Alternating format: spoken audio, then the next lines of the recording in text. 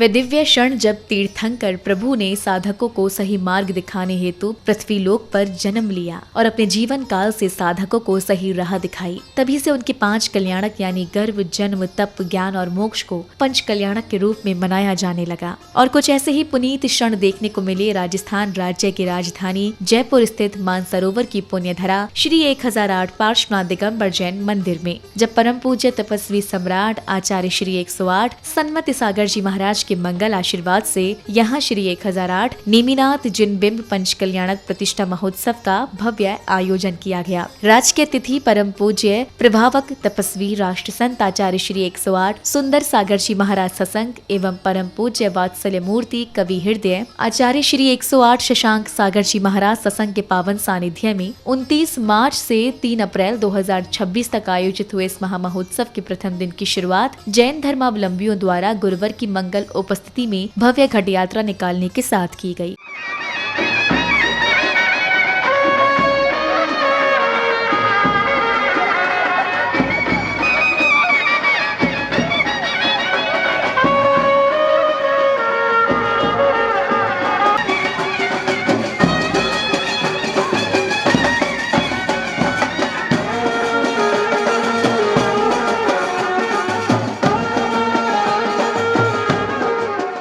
यात्रा के गंतव्य स्थान पहुंचने के पश्चात जैन अनुयायियों ने प्रतिष्ठाचार्य जी के निर्देशन में ध्वजारोहण एवं पांडाल का फीता खोलकर कार्यक्रम को गति प्रदान की।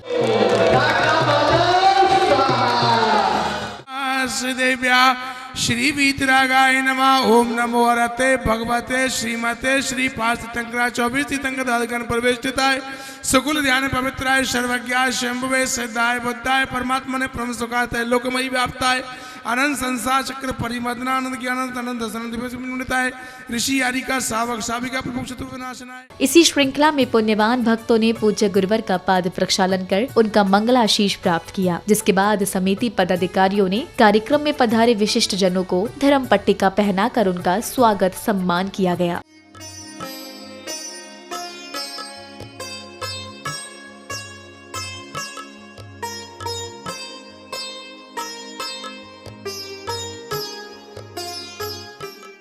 स्वागत सम्मान के उपरांत जिनेंद्र भक्तों ने परम पूज्य वात्सल्य मूर्ति कवि हृदय आचार्य श्री 108 शशांक सागर जी महाराज की मंगलवाणी श्रवण कर अपने धार्मिक ज्ञान में वृद्धि की। तो बंधुओं, पंच कल्याणक प्रतिष्ठा का प्रारंभ का दिवस यानी प्रथम दिवस आज हमने घट यात्रा की। घट का मतलब ये नहीं है ये कलश को उठाना और सिर पे रख के पानी भर के आना। घट मतलब इस तन के अंदर जो घट है अर्थात आत्मा के घट को शुद्ध करने का प्रारंभ दिवस घट यात्रा महोत्सव था।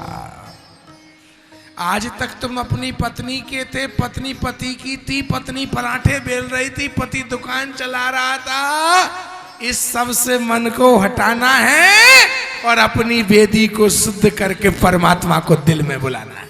अगली कड़ी में श्रावक श्राविकाओं ने तीर्थंकर के माता पिता की फल, मावा, मिष्ठान एवं वस्त्र इत्यादि से गोद भराई की। तदुपरांत सौभाग्यशाली जिनेंद्र भक्तों ने श्रद्धा भाव से प्रभु की मंगल आरती कर भक्ति का आनंद लिया।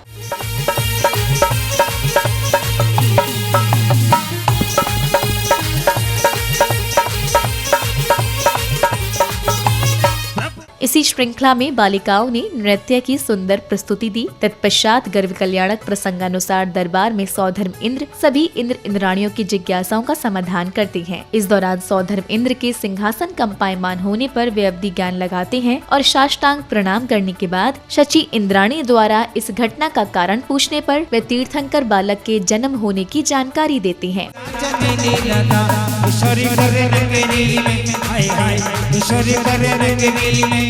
अगले क्रम में सौधर्म इंद्र के आदेशानुसार धनपति कुबेर सुंदर नगरी की रचना कराकर रत्नों की वर्षा करते हैं। तत्पश्चात अष्टकुमारियों द्वारा माता की सेवा करने के उपरांत रात्रि के अंतिम पहर में माता को 16 स्वप्न दिखाई देते हैं।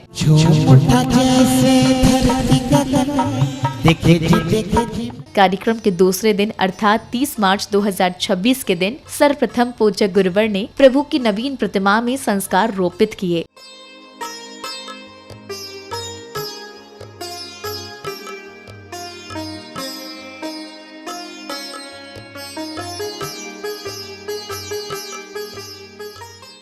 अब जन्म कल्याणक प्रसंगानुसार सौधर्म इंद्र के सिंहासन कंपायमान होने पर वे अवधि ज्ञान लगाते हैं और 7 कदम बढ़कर प्रभु को साष्टांग प्रणाम करते हैं। जिसके बाद इस घटना को देख आश्चर्यचकित शची इंद्राणी के हृदय में उत्पन्न प्रश्नों का जवाब देते हुए सौधर्म इंद्र ने बताया, तीर्थंकर प्रभु का अवतरण हो चुका है। और इतना सुनते ही दरबार में खुशी की लहर दौड़ जाती है।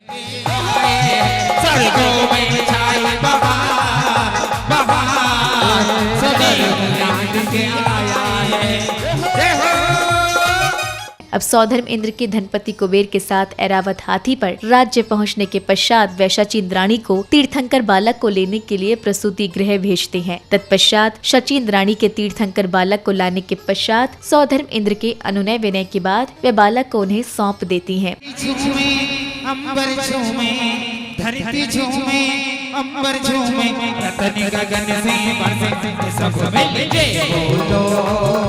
कार्यक्रम की अगली कड़ी में तीर्थंकर बालक को लेकर शची इंद्राणी के साथ ऐरावत हाथी पर सवार इंद्र के गंतव्य स्थान पहुंचने के पश्चात 1008 कलशों से प्रभु का जन्माभिषेक किया जाता है।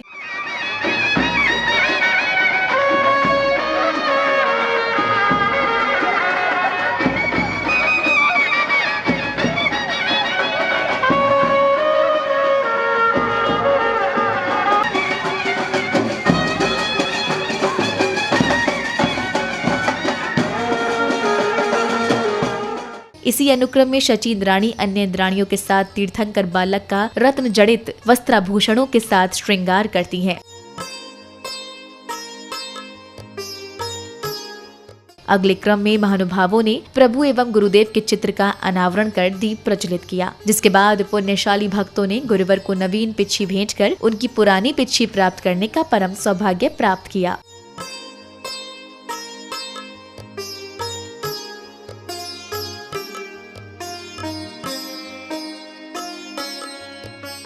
प्रभु स्नेही भक्तों ने अत्यंत श्रद्धा और उल्लास के साथ प्रभु की मंगल आरती की। प्रभु को उठाया, हाथी पे बिठाया, पांडु बन अभिषेक कराया, इसीलिए तेरी आरती करो। आरती के पश्चात तीर्थंकर प्रभु के अवतरण की प्रसन्नता में जहां सौधर्म इंद्र तांडव नृत्य करते हुए अलौकिक लोक में खो जाते हैं, वहीं श्रावक श्राविकाओं ने 3 लोक के पालनहार को पालना झुलाने के साथ ही उनकी बाल क्रीड़ाओं के दृश्य का भी आनंद लिया।